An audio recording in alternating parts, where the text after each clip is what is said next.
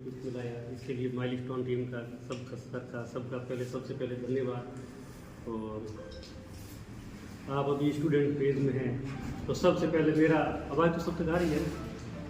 हाँ, तो सबसे पहला मेरा आपसे यही है कि आप कंसिस्टेंसी बनाए रखिएगा। जिस भी एग्ज़ाम की तैयारी करो, कंटिन्यूटी। एक शब्द आता है प्रिजर्वेंस, लगन। मतलब लगन के साथ आप कंटिन्यूटी तैयारी करोगे। टाइम लग सकता है, कभी कम लगेगा, किसी का 1 साल की तैयारी में हो जाता है सिलेबस, किसी का 5 साल भी लगता है, लेकिन सिलेक्शन जरूर होता है। मास्टर्स होती अपना कर्जा कभी भी अपने ऊपर नहीं रखेगी, इस बात का मैं उदाहरण हूँ। मैं 2015 में डिग्री किया हूँ, उसके बाद मैं यूपीएससी के लिए दिल्ली गया, आरएस भी दिया, मैंने छोटा एग्जाम खैर भी कोई दिया नहीं, तो फिर सिलेक्शन ही नहीं होना था। अब जूनियर अकाउंटेंट दिया तो इसमें मेरे 30 नंबर से हो गया। और मेरा इसमें अनुभव ये रहा कि पहले मैं जितने भी एग्ज़ाम देता था, मेरे कभी कुछ होता, कोई भी एग्जाम हॉल में मिस्टेक हो जाती, या फिर प्रिपरेशन की तैयारी में समय में कुछ मिस्टेक होती, उससे मैं हमेशा पीछे रह जाता। एग्जाम दे के निकलता तो हमेशा मेरे नेगेटिव मार्किंग ज़्यादा जाते थे। और इस बार मेरे ऐसा स्कोप बैठा कि मेरे 23 क्वेश्चन डिलीट हुए और 3 क्वेश्चन का आंसर चेंज हुआ, टोटल 300 क्वेश्चन में से। उसमें मेरे 37 पॉइंट कुछ मार्क्स इंक्रीज हो गया सीधा, और उस इंक्रीज की वजह से मेरे सिलेक्शन हो गया। तो मैं कट ऑफ से 8 नंबर मेरे ऊपर रहा। तो सबसे पहले अपने को तैयारी में यही है कि जिस एग्ज़ाम की तैयारी करें उसका सिलेबस अपने को पता होना चाहिए। पहले आप सिलेबस के अंदर टॉपिक को मत पढ़ो, सिलेबस क्या है उसको पढ़ो। अब जैसे आरएस का है मेंस का, तो आरएस के मेंस के फर्स्ट पेपर फर्स्ट यूनिट के अंदर ही इंडियन हिस्ट्री, वर्ल्ड हिस्ट्री और Rajasthan history and art and culture संस्कृति दे रखी है। उसके कौन कौन से टॉपिक है वो अपने को दिमाग के अंदर पता होना चाहिए। अगर उतना अपने को पता है ना, तो अपने को क्वेश्चन आएगा तो क्यों आया है, कहाँ से आया है, उसका जवाब क्या, वो हम पूरा उसका 3D एनालिसिस कर पाएंगे। और जब हम उसका 360 डिग्री एनालिसिस करेंगे तो उसका हम उत्तर भी अच्छे से दे पाएंगे। सबसे पहले अपने को सिलेबस पूरा कवर होना चाहिए।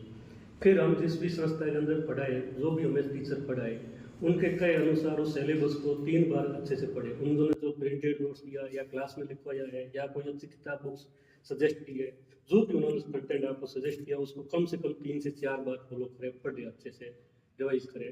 उसके बाद में किसी एक अच्छी संस्था का टेस्ट सीरीज का कोई टेस्ट पेपर सोल्व करें। फिर अपना एनालिसिस करते रहे कि हाँ मेरे ये वीक पोर्शन दे रहा है, ये मेरा अच्छा पॉइंट, मैं यहाँ अच्छा लीड ले रहा हूँ, तो मैं ये मेरा वीक सब्जेक्ट है, उसमें मुझे इम्प्रूव करना है। तो ऐसे आप फिर ये भी मत बना देना। कई बार क्या होता है कि स्टूडेंट जो उसमें आज सोमवार सुबह है आज करते हैं शुरुआत, फिर 2 दिन तक कंटिन्यू सोते नहीं। और फिर क्या करते हैं, जब 2 दिन नहीं सोते हैं तो शरीर दर्द करता, 3 दिन फिर सोते रहते हैं, और फिर बोलते हैं कि हमारा ये नहीं हुआ। ये नहीं होना चाहिए। आपको ये है कि भाई हमें पूरा 24 घंटे में हम कंटिन्यू नहीं पढ़ सकते, 15 घंटे कंटिन्यूस नहीं पढ़ सकते, लेकिन सुबह 6, 7, 8 बजे जिस टाइम उठे 3-4 घंटे पढ़ाई किया, फिर नहा धोया, 1 घंटे रेस्ट किया, बाहर पढ़ा, और उसके बाद घंटे पर 2 फिर रेस्ट कर लिया, सो गए, नींद ले लिया, दिमाग को रेस्ट हुआ, फिर उठे, फिर 3, 4, 5 घंटे पढ़ाई किया, फिर शाम को खाना खाया, आधा पौन घंटा इधर उधर घूम लिया, कुछ इंटरटेनमेंट की चीज़ें देख ली, फिर शाम को फिर 4-5 घंटे पढ़ाई करिए। तो ऐसे आप ड्रॉप के अंदर अलग अलग शिफ्ट में पढ़ाई करेंगे तो अपना क्या है कि एफिशिएंसी ज़्यादा रहेगी और अपना दिमाग भी ज़्यादा काम करेगा। और साथ में ये भी एनालिसिस करते रहना कि हम अभी क्या पढ़ा है, कितना पढ़ रहे हैं, तो उसको पूरा एनालिसिस साथ में करते रहना। और कभी भी जैसे अब क्या होता है कि तैयारी की प्रोसेस में कई ऐसे साथ वाला भी मिल जाए, कोई और उससे पड़ोसी, मतलब इधर से भी नेगेटिव एनर्जी अपने को डिस्ट्रैक्ट करने की कोशिश करती है।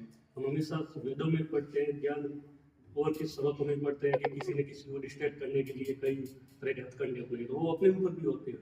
तो उससे भी अपने को कैसे निपटना, वो भी अपने इस तैयारी का ही एक हिस्सा है। और अपना एम है जो उस एम तक में कैसे पहुंचना है, वो उसी तैयारी प्रोसेस में सब एक साथ लेके चलना है। सारे स्टेज की एक साथ तैयारी करनी है, भले प्री हो, मेंस हो, इंटरव्यू हो, उन तक की एक तैयारी करनी है।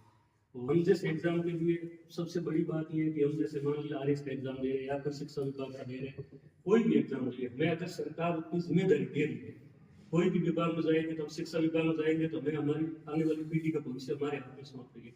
वित्त विभाग में जाएंगे तो सरकार का पैसा हमें सौंपना है, कहाँ योजना बनानी, कैसे फंड यूटिलाइज करना, उतनी बड़ी जिम्मेदारी सरकार हमें सौंप रही है। तो सबसे पहले तैयारी की प्रोसेस में हम उस योग्यता के अनुकूल बने, हमारा माइंड सेट उसके अनुकूल बना है कि हाँ हम वो उस पोस्ट को डिजर्व करते हैं, हमें मिलनी चाहिए, तब जाकर वो पोस्ट मिलती है। ऐसे ही नहीं है कि हमें चलती फिरती तैयारी में मिल जाएगा, क्योंकि उतनी बड़ी जिम्मेदारी लेने के लिए अपने को मानसिक रूप से उतना बड़ा प्रिपेयर बनना चाहिए अपने व्यवहार में वो चीज़ झलकनी चाहिए, ईमानदारी है, सच्चाई है, ये चीज़ें व्यवहार में झलकनी चाहिए। लगना चाहिए कि हाँ मेरे अंदर ये काबिलियत है, तब मैं वहाँ पहुँच पाऊँगा। तब हम उतना उतना संघर्ष करते हैं तो वो पहुँच पाते हैं। और कंटिन्यूटी हमेशा मोटिवेशन कहीं से भी मिल सकता है।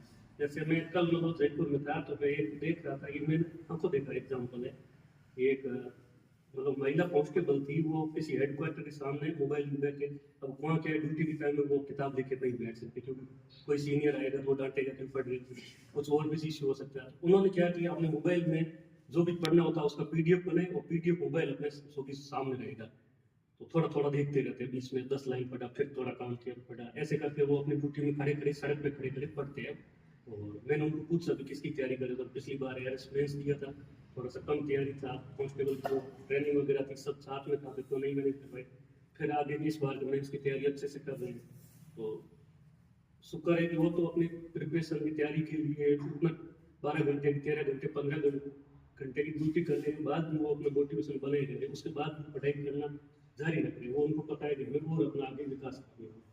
तो अपने को तो अगर नौकरी नहीं लगे तो अपने पास तो टाइम कोई कमी नहीं है, 24 घंटा अपने पास में, उसको कैसे यूटिलाइज करना, उसका एक एक सेकंड का अपने पास हिस्सा हो तो अपन उसको अच्छे से यूटिलाइज कर सकते हैं।